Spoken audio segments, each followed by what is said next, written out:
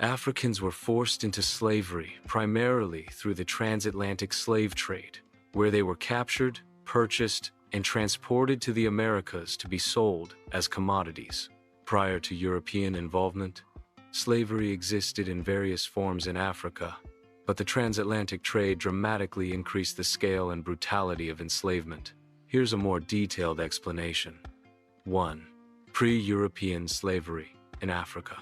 Slavery existed in Africa before the transatlantic trade, with various forms like debt slavery, enslavement of war captives, and punishment for crimes.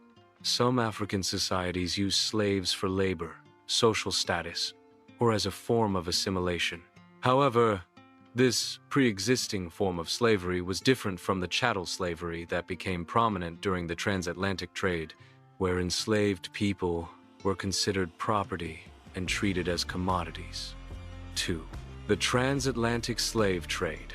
European traders, primarily from Portugal, Britain, Spain, France, and the Netherlands, established trade networks along the West African coast.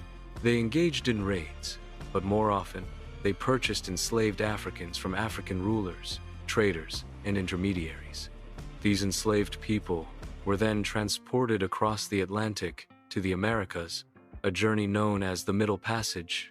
This video explains how the transatlantic slave trade worked and the misconception that Europeans captured Africans directly.